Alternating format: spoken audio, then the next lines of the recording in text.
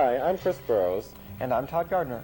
You know, growing up in the 80s and 90s has its challenges. There's so many possible distractions that it's amazing as many kids turn out as good as they do. Of course, one of the big factors in how kids turn out is the schools they attend. So we decided to do a show on schools. Not just any school, though, but stereotypical schools. In making this program, we found two schools, one in the heart of a small city called Benton Harbor, And the other in a more rural town called Berrien Springs. We debated over whether we should show you the city and the town, but we decided not to. Instead, we decided to let you paint for yourself a picture of what you think these places are like.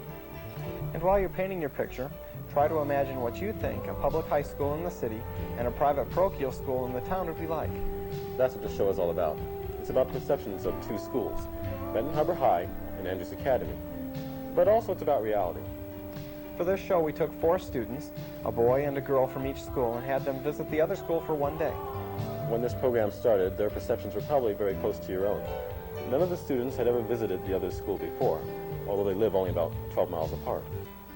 Each student had only heard rumors or had read in the paper what life must be like in the other's world. But today, we bring them together to experience reality.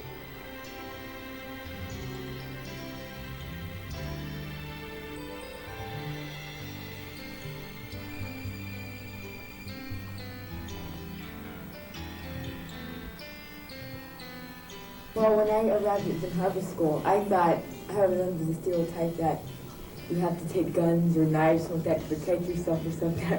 I had thought that there was always going to be some kind of crime in the school. But when I arrived there, of course, that's not what happened. I was kind of expected to kind of be mugged when I got there. But it really, you know, I walked in and the first impression that I kind of got was, other than the being mugged play impression, which I'd had before, was that the place was like really, really big. And, you know, I went through the whole day. It's maybe the biggest school I've ever been in. I'm sure it's the biggest school I've ever been in. 1,600 students. 1,600 doesn't seem like a lot, you know, at first, but, you know, as we were leaving, and we saw the big building from over there, you know, you get the impression like I was in that building for a whole day and I only got lost a little bit. That night, a tormented Brutus debates with himself. First thing I did when I got there was we went to English class with Mrs. Coetsier. I guess she's French. And believe it or not, they were studying Julius Caesar, which we are also studying, except this English class, because it wasn't the honors, and I guess the classes that I went to today weren't the honors classes, so they seemed a little bit on the simple side to me. But all the teachers that I met today seemed nice. While we were in the class, we watched Julius Caesar, and she asked us, the students, to ask us questions, David and I. And after that, I felt more comfortable here. And the students seemed really warm and friendly, and so I wasn't scared at all. And then I went to my next class, which was biology. All of these internal organs, and be able to do this on an individual basis once. Asa went to biology where they dissected a crayfish. I don't want to dissect a crayfish, but I got to go to the ROTC thing, which is some kind of army deal. I don't know what it stands for, but it was supposed to be this Major Olson guy, or Major Anderson, but he wasn't there. Some sergeant guy was there, but he seemed pretty cool. All the guys there seemed really with it.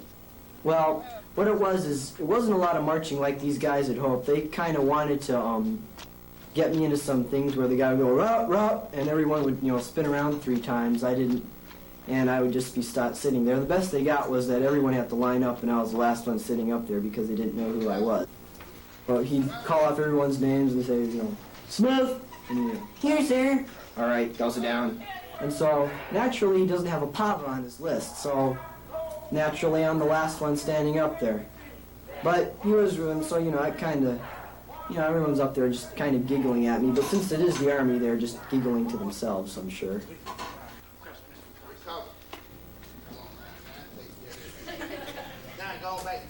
I got to go to the geometry class with Mrs. Golder. She didn't joke around too much at all. She mostly just said, and like again, she read it like an elementary school teacher. I'm sure many of these kids have reading problems, and maybe if next time I'd come back, I'm sure I'd rather be in the honors classes. But anyhow, we were practicing bisecting lines and angles, and I had been through this already, but it wasn't so bad though. And so what she'd do is, we'd be drawing our little angles, and she'd come around and look at all of ours. Why does she need to look at all of ours? We know what we're doing. Well, I'm sure she'd need to look at some of them. But anyhow, I'm mad because she looked at mine. She said, "You're being sloppy." I get the sloppy stuff over at my own school. I don't need it at the school I'm visiting. But, so Asa's sitting there behind me laughing her head off because she knows I'm a sloppy person. And then I went to TV production. That was a really fun class because it's different from our school, Edge's Academy, because we don't have that at our school.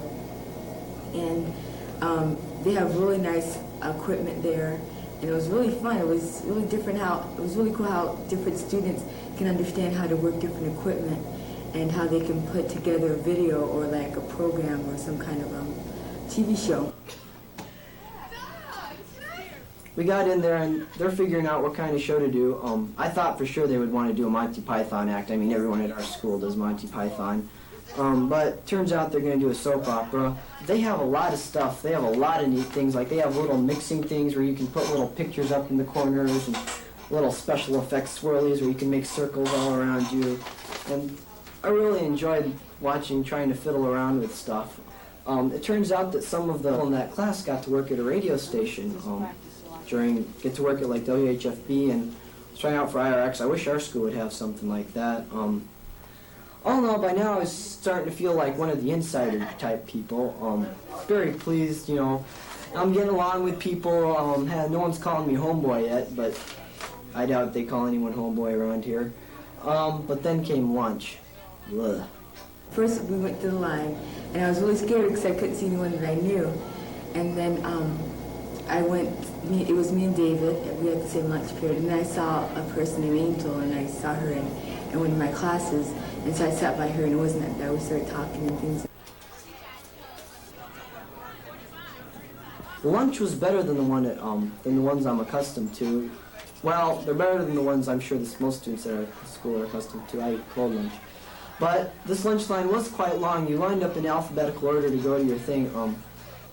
The budget for this video kindly gave me enough money for lunch, but I couldn't spare it. Lunch was cheap. It was 90 cents. That really surprised me. For one lunch is under $1, and usually you can't get enough lettuce to feed you for $1. So I ate my lunch. I sat with guys who seemed like a bit of the Motorheady type, Def Leppard, people with Def Leppard t-shirts, but I sat with them because they were the ones that were being nice to me at the time, and so I said, why not? I was sitting for a while, though, with someone who knew Asa, but, I read my Mad magazine. That got a bit of attention. One thing, if you ever come to a new school, bring a gimmick with you that people can look at and laugh at, and then that way you'll have something to say. You can at least say, give me my magazine back, please, and so... And then I went to Spanish, and that was pretty boring. I don't know, I just didn't have fun there. I was just sitting there, it was really boring. But then one of the girls next to me started talking to me, and they were talking about like this group called the Pom Pom Group. Then the class was over, and then I came, and that was it. No. But I really liked the school. It was really fun. I mean, it seems like a lot of the students here have a lot of spirit. But the stereotype is totally different than what people say. It's not bad at all. I went to that jazz band is something else. That, I don't know who that drummer is, but man, he's good.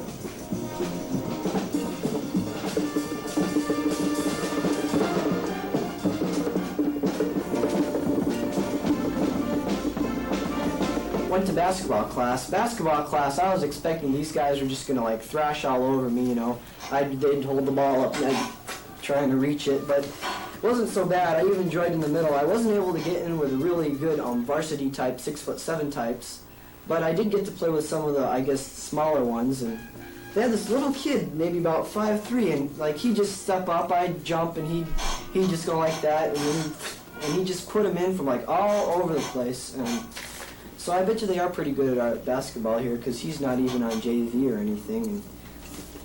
And anyone that shoots like that ought to go somewhere. But I didn't even do so bad. I even pulled down a rebound and made a basket or two. I knew I was going to look silly. But, you know, that's the way everything was this morning. I'd come in, you know, just like a new student. I try to seem like, just try to fit in.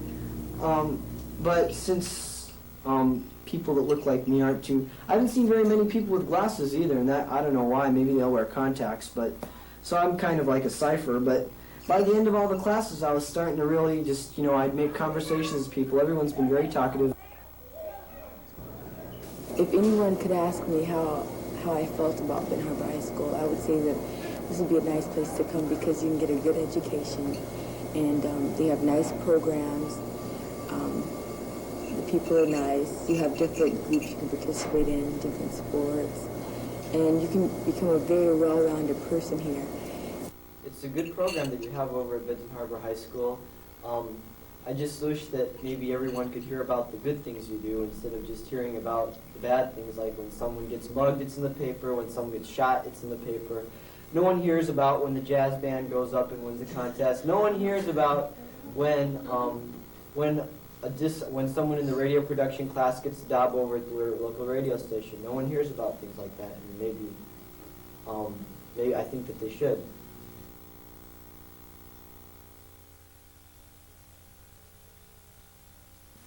During the first half of the show, we visited Benton Harbor High School, a 1,600-student facility in the heart of a small city. Now crossing tracks takes you about 12 miles to the town of Berrien Springs. It's May 17th, 1989, and two Benton Harbor High School students are about to visit a 300-student parochial school called Andrews Academy. Until today, neither student has seen what goes on behind the walls of either a private or parochial school, and so as you can guess, they probably have certain expectations. In just a few moments, they'll come face to face with those expectations.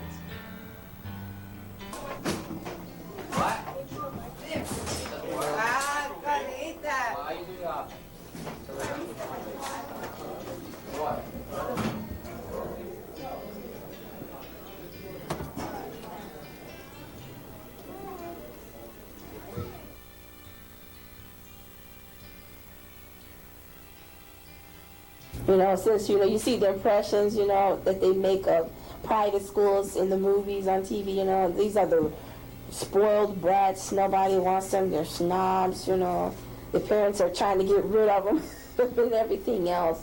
I mean, but it wasn't really that bad because some of them were quiet, but they weren't, not what you would say, standoffish or anything.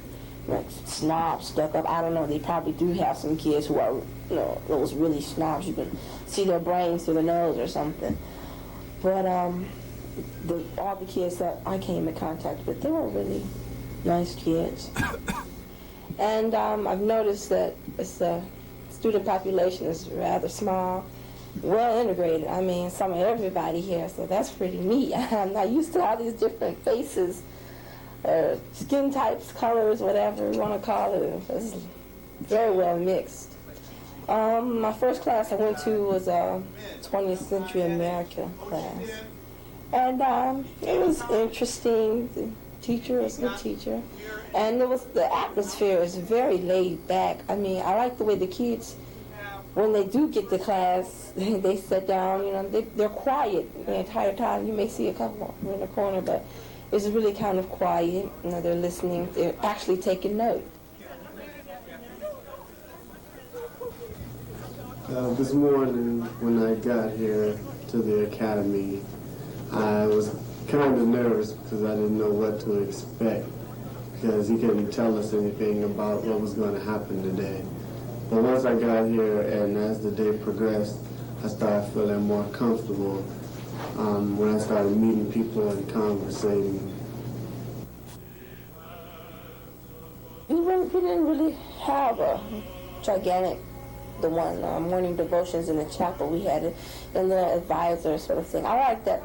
That's one thing I kind of noticed I like about it. And they said they had this every day. The advisor, he was sitting there, he read a short story, and then he, you know, gave some words of advice and encouragement, you know, saying you're an individual, and it's not as related, you know, to religion and everything. The one thing that that seemed kind of awkward, but not really too terribly bad to me, was that most of the classes, so let's bow our heads for a prayer at the beginning of the hour.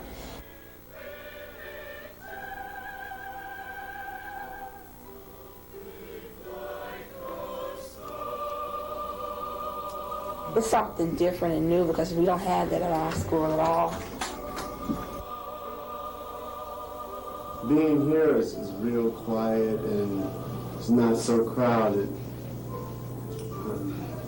I thought the prayer before the classes were nice. That was a good thing to do. And the teachers really made me feel like I was at home. And I really had a good time, especially in the softball classes and while we were in the auditorium when the policeman spoke. He taught. It was pretty nice. I liked it. I couldn't believe the whole school, could make it into the chapel. The whole school was in the chapel. But one thing I really did admire, though, they know how to congregate, and hold their applause or whatever, just get together and sit right. After that, I went to the bell choir, and it was neat because I had only seen the bell choir perform on television a while back. This instrument weighs about 12 and a half pounds, so that won't be hard for you at all. You put Jeff to shame. So we're going to travel down. Don't drop this one. And out and up. Yes. Great. Cold turn. Cold turn. Good for you. Yes. Nice. And steady with the third beat. And 1, 2, 3. 1, 2, stretch. 1, 2, 3. 1, 2, 3. 1. Point back, twist. 2, 3. 1. Stretch. Stretch and 2, 3. Out. 2, 3. In. 2, 3. 1, 2. One, 2, 3. Cross. Toe. Turn. And I felt like I was pretty much fitting in or communicating with other students, and they were talking to me. We had a real nice time, and the teachers were also. I like it. This is nice. The only difference I see really is the population. So I think I'd rather if this school had the population of our school, I really like it. I like being around a lot of people. And then I went to a child care class. I don't know what they take me there for. I like little kids. They had little kids there. They're just running around cute, hollering, screaming. I like little kids, but I don't think I can deal with little kids. So I was sort of like, you go with someone. So someone already has you. So, there are some kids in there. I was surprised there are guys in there also. A lot of boys in that class too. The kids who were in that class, it seemed like they really enjoy being around the little kids. The people were here were real nice to me. They showed me around when I was lost or didn't know where to go and helped me out if I needed anything. And the teachers were real nice too. All of them as a whole, from what I saw, taught real well. I like the way they handled their classes. They had freedom, but not too much freedom. They really let the kids pretty much do what they wanted to do. The kids didn't get out of hand though. So I thought they really had control of their class. And after that, we went to lunch. Now, about the lunch, it's a lot different from what our school lunch is, especially since it's a vegetarian diet, and that near meat or fake meat or whatever it is. Veggie meat, something like that. That sends chills up my spine to think of that fake meat. Oh, fake meat. But anyway, it was a nice lunch. It was enjoyable. We have it's a pretty nice selection, I guess, especially since it's supposed to be vegetarian. Everybody's healthy, honestly, nobody's falling down. And we went to an English class. Nice. That was probably the largest class I was in.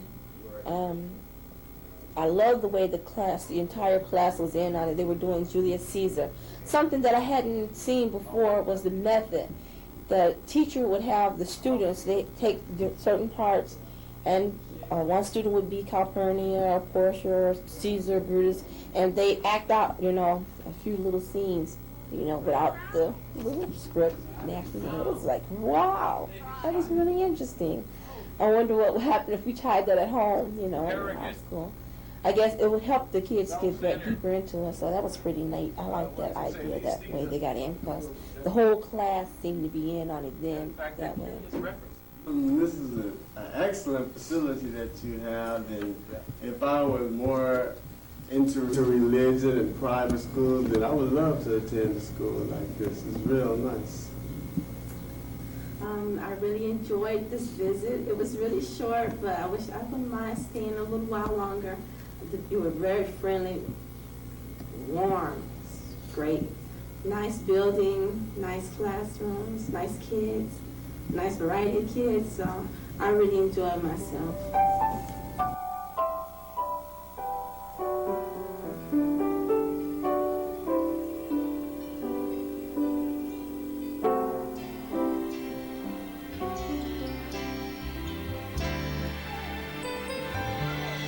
When you try to touch the sky, your dreams will come in time. You begin to walk along the road that brings you home. No, it doesn't come easy, nothing ever does, but you'll give it all you've got, believe it or not. You're on your way, nothing's gonna stop you now. You're on your way to your dreams. You've gotta find within your heart the strength that carries you all the way to your dreams.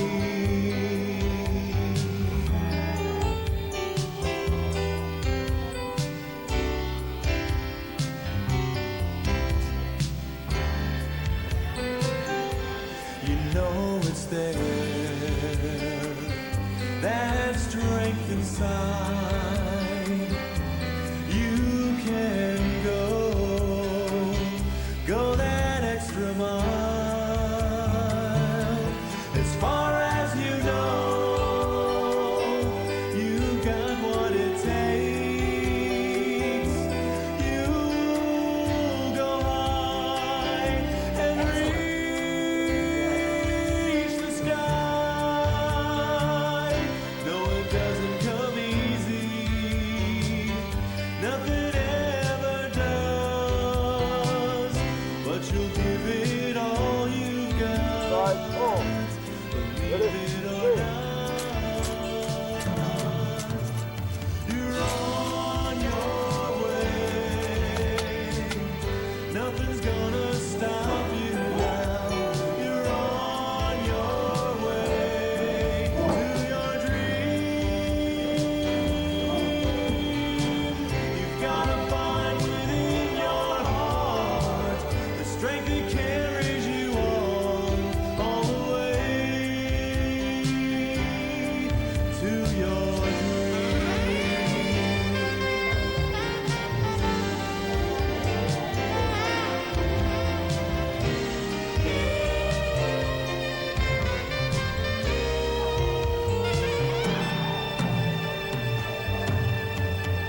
You're on your way, nothing's gonna